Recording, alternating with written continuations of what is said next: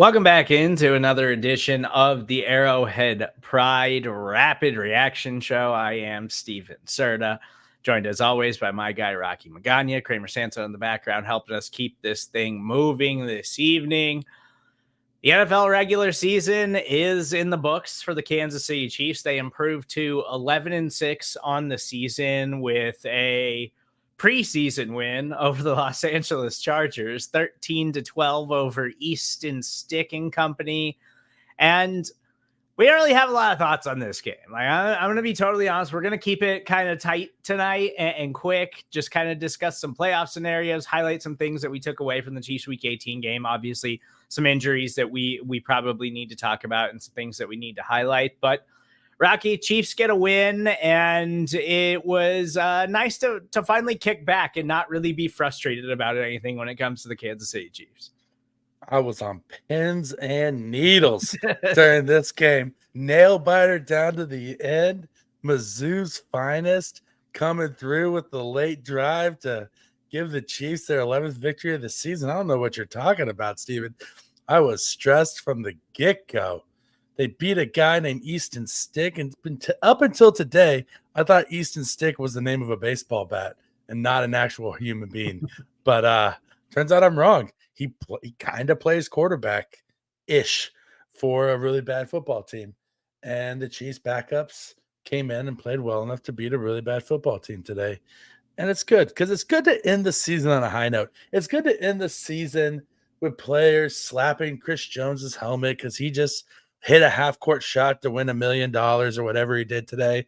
You know, essentially that's what it felt like. He was just like all game long. He was just like at halftime at a 76ers game, just lobbing half-court shots, trying to hit that $1 million shot at halftime to give the guy the opportunity to hit.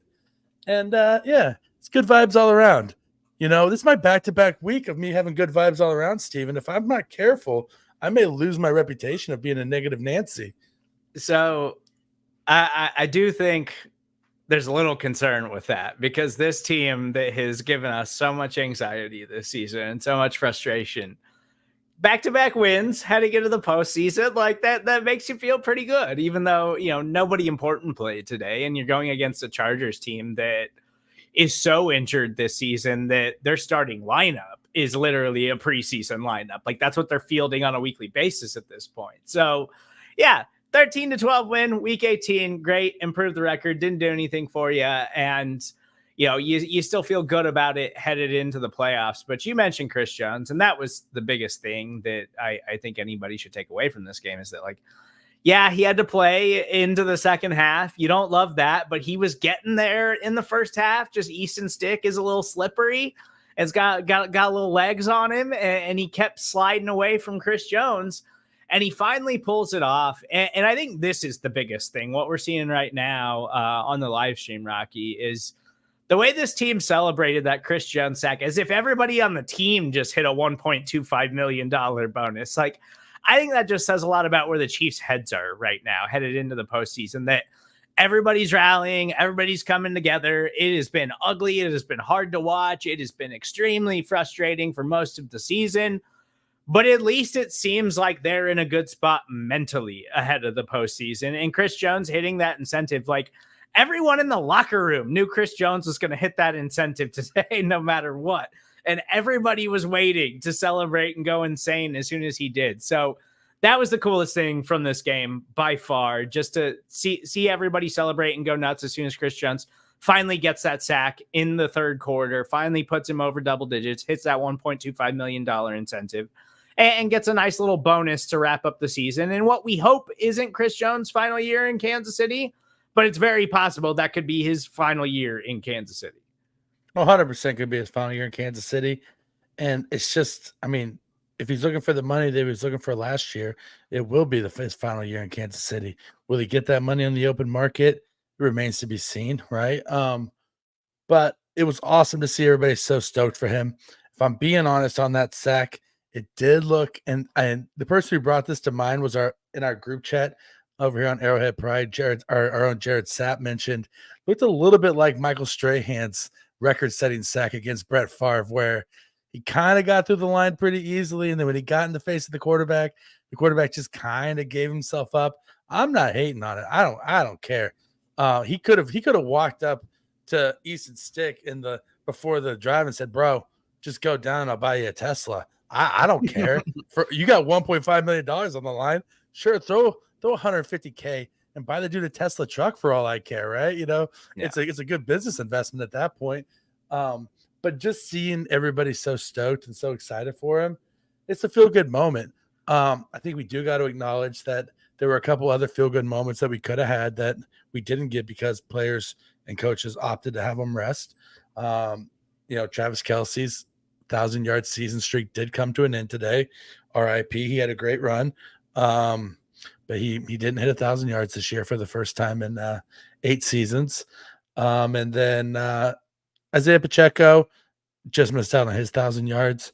But really, the Kelce one's the one that's it was 16 yards. If Jones is going to go out there and get his, it's 16 yards. I have to imagine on Travis Kelce, because this happened obviously before the noon games were over, and the Detroit Lions today decided to play their starters, despite the fact that it's kind of a long shot that they could really improve their standings in the postseason in any way. And they decided to play their starters. They went out, they got a win over the Minnesota Vikings, but the headline being that their superstar rookie tight end, Sam Laporta, also suffered a knee injury in that game and had to leave the contest. And it looked like a pretty bad knee injury at the time. Now it's since come out that, they're hopeful that they still have to do an MRI tomorrow, but they think it's just a hyperextension, like bone bruise type of injury that might not end his season, but could mean that he's not available for the Lions in the wild card round. And he has obviously been a very important cog in that high-powered Lions offense this season. And right before that Sam Laporta injury, Adam Schefter reported that, Travis Kelce only needs 16 yards to get his 8th straight 1,000-yard receiving. He's expected to be up today. Like 10 minutes later, the Chiefs ruled out Travis Kelce. So I'm willing to bet that Laporta injury, like the Chiefs are keeping tabs across the league as they're getting ready for this game. And that Sam Laporta injury comes up. And then I don't think it's a coincidence that 10 minutes later, the Chiefs ruled Travis Kelce out of this game. And it's worth mentioning, Rashee Rice wasn't up in this game because he was dealing with an injury that he didn't practice all week. Isaiah Pacheco was really close to 1,000 yards. Didn't wind up playing at all this week because he was banged up in practice this week. And he had the concussion, the shoulder issue, and he's been kind of playing through injuries too. L'Jarius Sneed's been fighting through injuries. Chris Jones had a groin injury that held him out of practice until Friday. And so at the end of the day, I think it's a smart move to keep all of those guys out. Now, luckily, Chris Jones appeared to come into the game, play a lot more than any of us expected him to play, come out of it totally unscathed. He got his bonus. Great. But as far as the milestones go, I get it, but Travis Kelce's also 4 seasons ahead of the next closest person to him. So it feels like that's a record that could still stand the test of time in the NFL for a very long while. Well, yeah, and it's not like Travis Kelce's 1,000 yards were tied to $1.5 million. Yeah, like Chris Jones's were.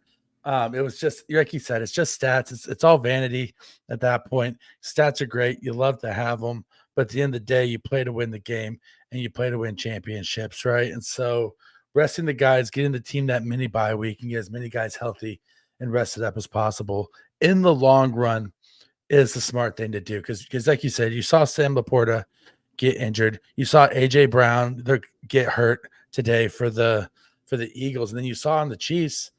I mean, man, we're gonna have to talk about the tackles here at some point during this podcast because the Chiefs tackles got real banged up today and they're looking real thin. Wanya Morris goes into concussion protocol. Jawan Taylor goes down with a leg injury, and then you already have Donovan Smith out injured as well. Prince Tega is also injured currently, so you're looking at going into the playoffs with Lucas Niang and Joe Thuney as your tackles, I think, at this point. Yeah, it seemed like Jawan Taylor could have just come back into the game and played it out and been fine. I think it didn't seem like it was as serious with Jawan Taylor as Wanya Morris. It was pretty quick. He's in the concussion protocol. He's out. And that's concerning because we don't know when the Chiefs are going to play wild card weekend yet. We have to wait until Sunday Night Football is decided and we know who the winner is between the Buffalo Bills and the Miami Dolphins. So Chiefs fans should be paying very close attention to that game tonight because it's going to heavily influence everything about next week. And unfortunately, the NFL, in the way that they have extended these schedules to increase television dollars, makes it really inconvenient for the Chiefs possibly because they could possibly play on Saturday, Sunday, or Monday next week, Rocky, and we have no idea when as of right now. So, obviously, if it's Saturday, that's not great for Wanya Morris clearing the NFL's concussion protocol. If it's Monday, still a long shot because it's been a little bit harder to clear that. I will say as the season's gone on, that seems to have changed a little bit. It seems like guys are clearing the concussion protocol a lot easier than they were early in the year. But it just kind of depends on where they decide to put the Kansas City Chiefs on Wild Card Weekend. So we'll know more about that later this evening, but it's certainly concerning. And it's worth mentioning with Donovan Smith, he had returned to practice and then started missing practice again. So he suffered a setback with that neck injury that he has been trying to get through for the last several weeks. And so we've seen Wanya Morris become the starter for the Chiefs. And so they really kind of need Wanya Morris to be available because I don't think Donovan Smith is going to be ready next week. And unless all of a sudden he can practice this week, but we've kind of seen this with him over the last several weeks where it's like log a limited session, miss practice again, log a limited session, miss practice again. Like it seems like he's really fighting through a serious injury. And I'm questioning whether or not he's going to be available for them the rest of the season. So if Wanya Morris isn't available, we're looking at Lucas Niang potentially playing a big role for the Chiefs here in the playoffs. Well, yeah, and if Jawaan Taylor presumably will be back, and I think I'm looking at it now. Looks like he did come back into the game after that injury. Even so, you're looking at Jawaan Taylor possibly lining up at left tackle, and then Lucas Niang at right tackle. You're asking him to flip to a side he hasn't played all year long against, a playoff caliber team. Fingers crossed that playoff caliber team is a TJ Watt-less Pittsburgh Steelers. If Miami can take care of business today, we'll end up getting the Steelers at home. That would be the preferable route, in my opinion, versus having Miami and Tyreek Hill come back into Arrowhead and having to defend against them. Either way, Miami's pass rush isn't the greatest at the moment, so hope you're looking at two possible decent matchups if you find yourself in that scenario. But getting back to this game, how about Mike Edwards being very opportunistic on that 97-yard touchdown return? Let's talk about the pass rush in general.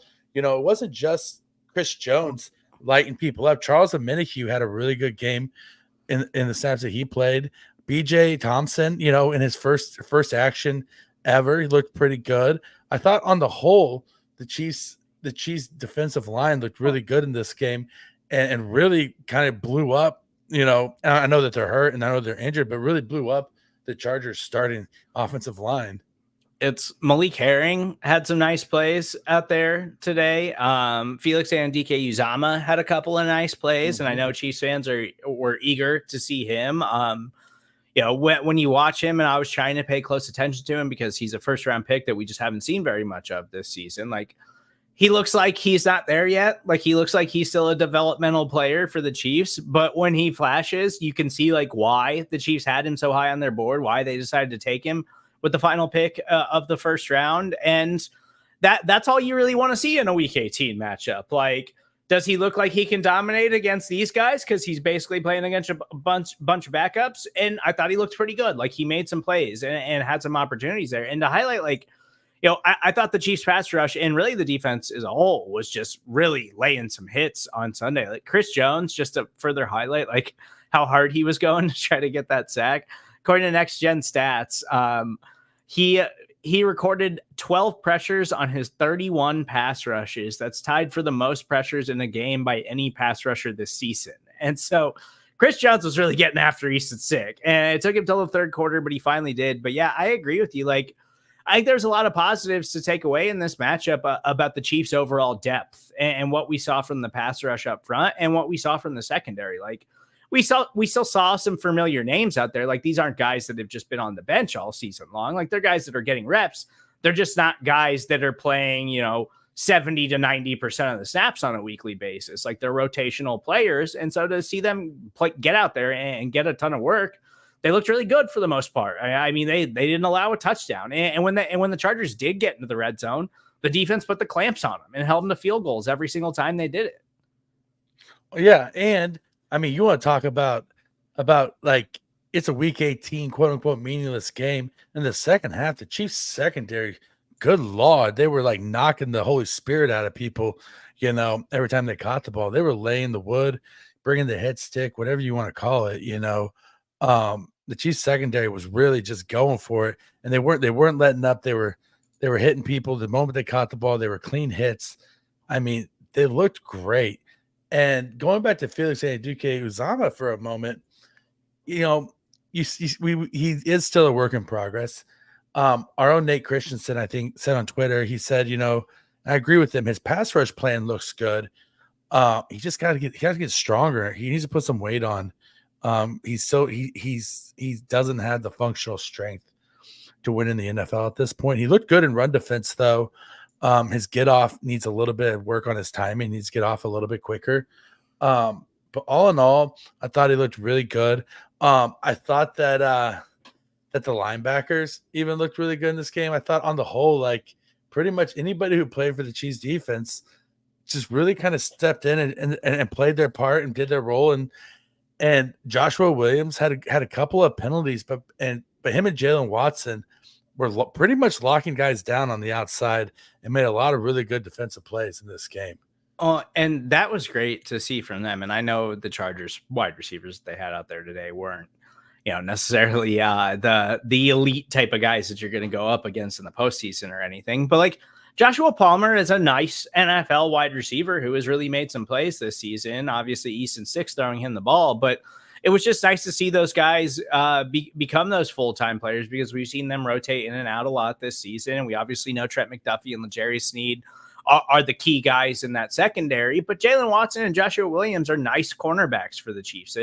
They've drafted and developed and have really been able to make some plays for them. So I thought it was great to see those guys out there. And one of the players I was most curious about, and I think I talked about this last week with Pete on one of the Arrowhead Pride reports, was that I was excited to see Jamari Conner. I think Jamari Conner is really one of the more exciting under the radar Chiefs, like, who's got a chance to be another one of those kind of like Swiss Army knife secondary members that they can really develop and turn into a serious player here in the next year or two.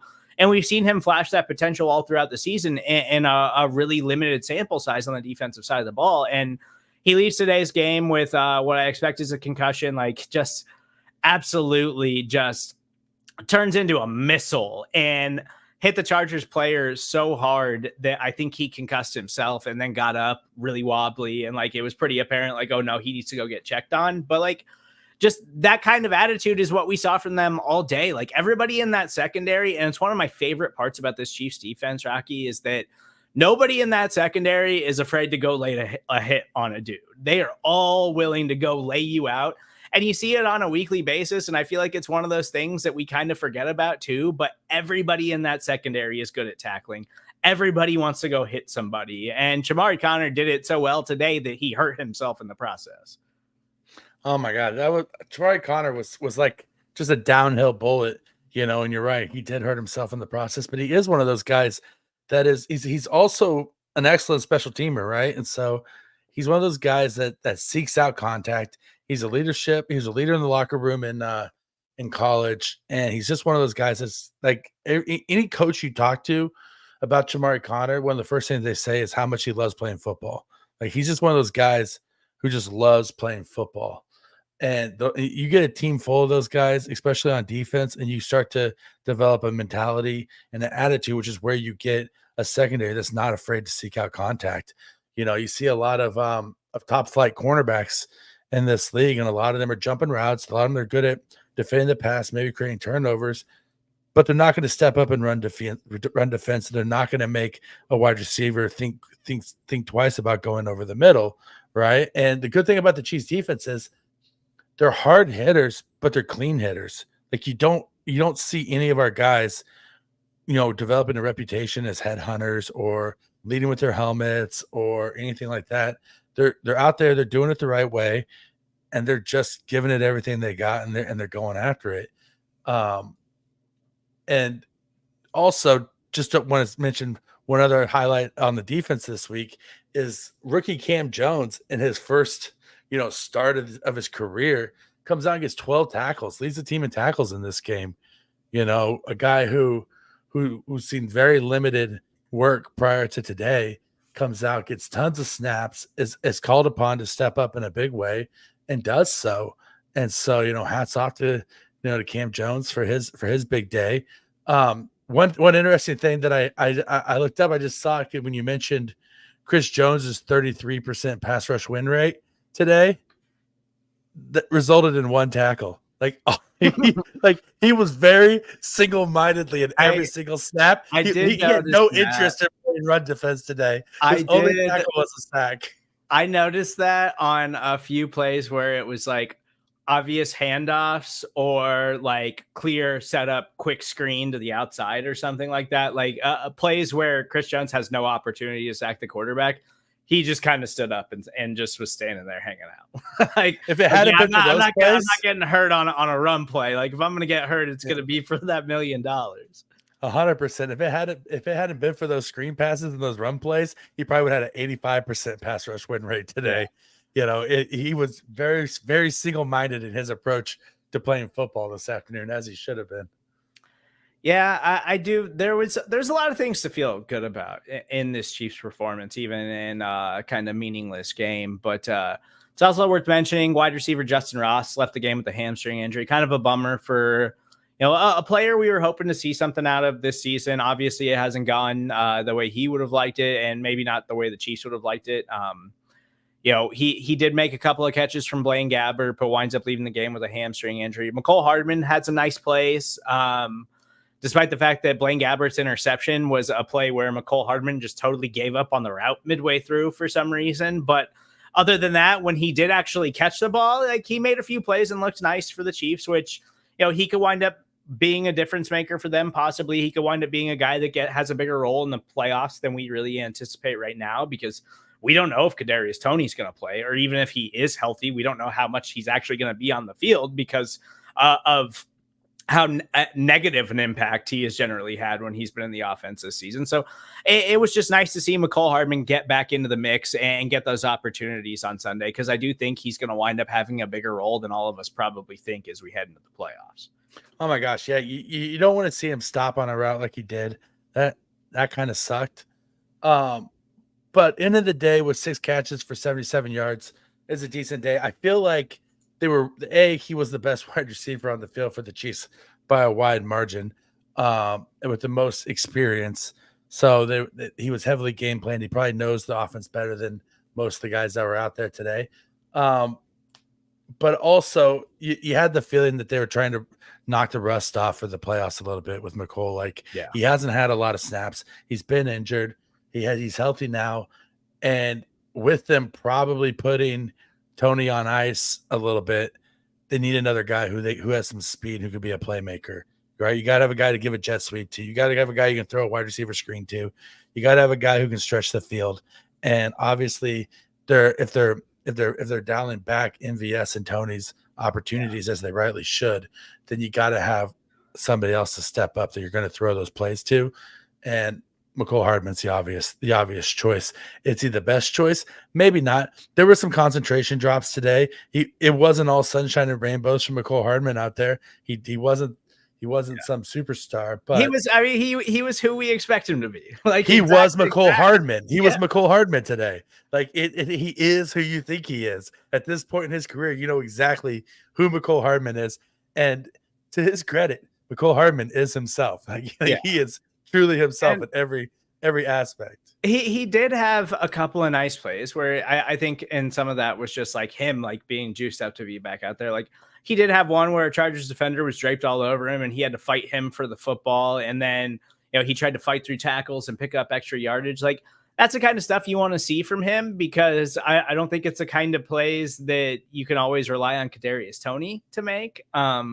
As we've seen over the course of the season, we can't rely on MVS to make those. We certainly know that. And so, like, come wild card weekend, if you can get 2 splash plays out of McCole Hardman in that game, I think you're pretty happy with that result, especially if they come at the expense of a player like MVS or something, because we know what a negative he's been when he's on the field this season. So it's like Justin Watson, Rashee Rice, McCole Hardman, and then, a little sprinkle of Kadarius Toney and MVS in there. And maybe you have something in the passing game in the postseason, as long as Travis Kelce's healthy and Isaiah Pacheco's good to go. Like, maybe you got something there. I'm not saying I want to rely on McCole Hardman a ton in the playoffs, but if you can get 1 or 2 splash plays from him in a postseason game, I think that's a win for the Kansas City Chiefs. But on his best days, that's what MVS gave you, was 1 or 2 splash plays for the most part. And let's be honest, MVS's route tree at this point is okay, fly pattern, post pattern, maybe a cross over the middle. It's nothing super extravagant. Everything that MVS runs, McCole Hardman can run as well, if not better. Plus, he also brings the jet sweep and the wide receiver screen aspects that MVS doesn't, right? And so he gives you a little bit of both Toney and MVS in the same package. And those two have been such a detriment at this point that any positive that Hardman gives you is better than what you had. And so you're almost killing 2 birds with 1 stone. Yeah, you're right. And just what he can give you in the screen game compared to a player like MVS, because MVS is he doesn't get up to speed fast. He's a guy that needs 20 yards to really hit that top gear. And McCole Hardman can actually get up to speed pretty quickly, which is something that he is not capable of. So I think that's a really good call. So we'll have everything you need to know at arrowheadpride.com this week. As I mentioned, stay locked into Sunday Night Football. The outcome of that football game heavily impacts who the Kansas City Chiefs will face on Wild Card Weekend. If the Miami Dolphins win, then the Kansas City Chiefs will face the Pittsburgh Steelers next week. If the Bills win, then the Chiefs will play the Dolphins next week. That is how it is set up right now. Obviously, Tyreek Hill coming back to Kansas City and all of that, like, that's great storyline. It's kind of what you want to see in the NFL.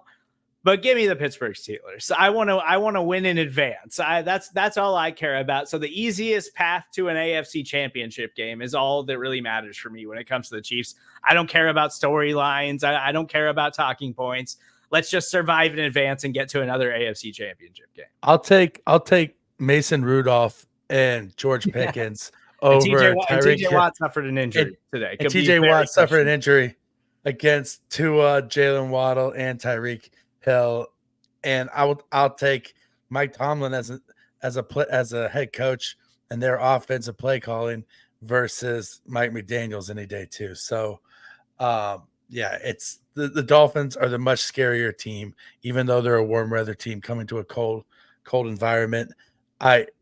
You want to kick a hornet's nest in the playoffs because you never know what's going to happen, right? You always want to take the better matchup. Yeah. So we'll have everything you need to know this week at arrowheadpride.com. So stay locked in there. Me and Pete will be back a little late tomorrow morning. I know we usually have the Arrowhead Pride report for you bright and early, but we got to move things back, adjust the schedule a little bit with this playoffs scheduling. So we'll be there for you on the Arrowhead Pride report. It's just going to be coming your way a little bit later. Then we'll have the Arrowhead Pride editor shows also returning in the afternoon. So be on the lookout for that. I don't know if we're going to have the post-game press conferences for you after the commercial break, but I'm going to do my best to find them. So if they're there on the podcast, just know that we got them for you. I'm working on it. We're figuring things out. We're still doing things on the fly. It's week 18. We're shorthanded here in a meaningless football game, but Chiefs pick up a win. He's Rocky Magaña. You can follow him on Twitter at Rocky Magaña. I'm Steven Sertz, where you can find me. You follow Kramer at Kramer Talks. We will talk to you guys next week as we prepare for a Chiefs wild card matchup against either the Pittsburgh Steelers or the Miami Dolphins.